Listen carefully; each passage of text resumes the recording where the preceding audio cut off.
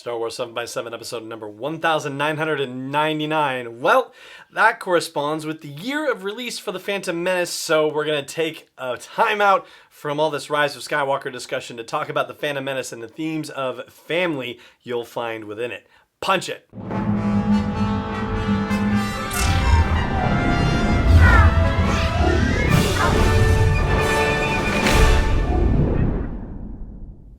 Hey Rebel Rouser, I'm Alan Voivod and this is Star Wars 7x7.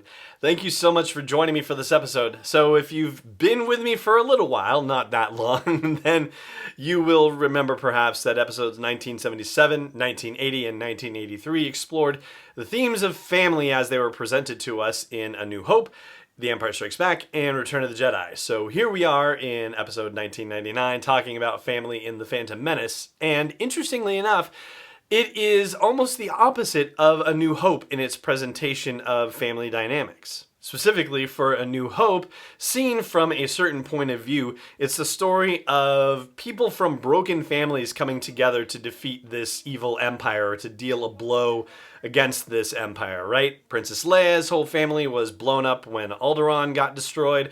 Luke's father was killed 19 years ago, wink wink, nudge nudge, and he had his aunt and uncle killed during the movie. Han Solo, who knows what his deal was at the time at least, right?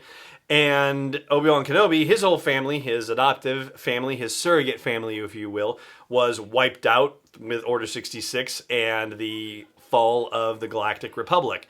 So, yeah, we have people from broken families coming together against their will in the sense that the departure of them from their families was not intentional.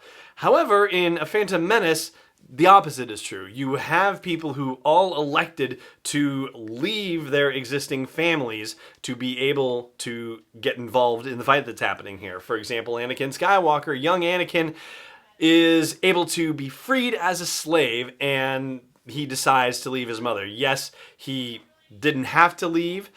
Unfortunately, Shmi couldn't get freed also. He could have stayed with her and still been free, but no, he chose to leave, and she said, nope, that's what you want to do, go ahead and do it, which is naturally the kind of sacrifice any mother would make, or most mothers would make, or, you know, I don't want to lump all mothers into one category, because heaven knows your experience of your own mother might be different from mine or anybody else's. I think you understand where we're going with this.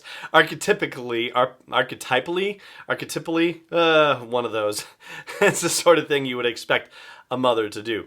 Then you have the Jedi Order, and the Jedi Order is a full working surrogate family for all intents and purposes, right? So kids come to the Jedi Order, and they are there of their own free will. At some point, they're going to decide whether they really want to stay or whether they want to leave and go off and do their own thing, but most apparently do not.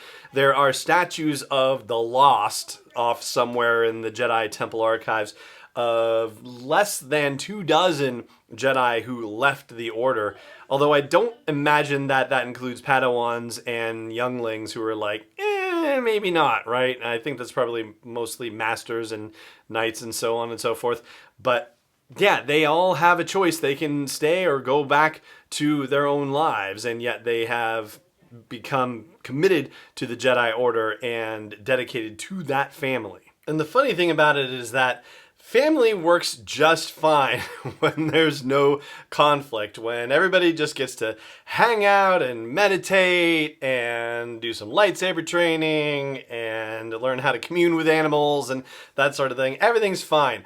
But when the Sith come along, well, yeah, that puts a wrinkle in things. And unfortunately, it kind of brings out, you want to say the worst in people? Well, you know, maybe that's pushing it a little too far. But think about the scene where Darth Maul kills Qui-Gon Jinn, right? You have Obi-Wan Kenobi going, no! And when he comes flying out at Darth Maul, that is not necessarily a Jedi flying out at him. I mean, yes, in, you know, all official capacities, sure. But do you think for a moment that Obi-Wan was going at Darth Maul with just defense and knowledge and, you know, peace and justice and whatnot? No, that was attack. We saw it. That was not what a Jedi uses the Force for. And that's what the Sith bring out in the Jedi, which is a really interesting conundrum for the Jedi. It's really easy to be separated from the world and separate yourself from all these troublesome emotions that come up. But when you've got to operate in the real world, well, then these emotions become part of the equation. And we see that family includes attachment, and attachment is something that happens within the Jedi Order, right? I mean, even Anakin says, we're lectured against attachment, but compassion certainly is something that we should be keeping in mind. And, this is all a part of his smooth talk to try to seduce Padme, right? Yeah, we're not going to get to Attack of the Clones for another 3 days yet, but we're heading in that direction. Anyway, there is attachment that forms, and that is part and parcel of being a family. So even then, in the airy, fluffy, no conflict confines of the Jedi Temple, where nothing bad is happening, or at least during certain extended periods of time where nothing bad is happening, attachments are still forming. It's still a family. It is not just a cloister of monastic meditators who are not having any emotional interaction with each other. So if it weren't for the fact that the Sith are just straight up evil and don't mind killing thousands, millions, billions, trillions of people to get what they want, enslaving people all over heckin' gone, there's a bit of a point that they have about bringing the Jedi to their level in a way, bringing out the emotions in the Jedi that they, to some degree are trying to suppress, but it is kind of in the nature of sentient beings as presented to us in the Star Wars movies to have emotions, and to master those emotions is ultimately what the Jedi are supposed to do.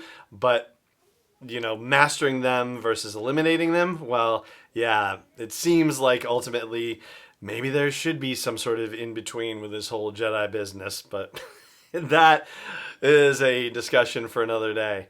I'm going to take a quick break, and then one last thing to wrap things up here. Stay tuned. Hey Rebel Rouser, I've made some changes to the asteroid belt level at patreon.com/SW7X7, and they are all with sponsors in mind. So if you want to get the word out about your business, your product, your service to a dedicated Star Wars audience, then please check out patreon.com/SW7X7 and look for the asteroid belt level for details. Again, that's patreon.com/SW7X7. Welcome back. So I just wanted to follow up with something I mentioned a few episodes ago. So we've talked about my whole melanoma thing in the past, and I mentioned that I had another one that looked funny and had to get a biopsy for recently. So just got my results back, and all good, benign, everything's okay. So thank you very much again for everyone who dropped me a line to express their concern and good wishes. Everything's cool. Thank you very much. And that right there is going to do it for this episode of the show. Thank you so much for joining me for it, as always, and may the Force be with you wherever in the world you may be. This podcast is not endorsed or sponsored yet by Lucasfilm Limited, Disney, or 20th Century Fox. It is intended for entertainment and information purposes only. Star Wars, the Star Wars logo, all names and pictures of Star Wars characters, vehicles, and any other related Star Wars items are registered trademarks and/or copyrights of Lucasfilm Limited or their respective trademark and copyright holders. May the Force be with them. All original content is copyright 2019 by Star Wars 7x7. We hope you love it.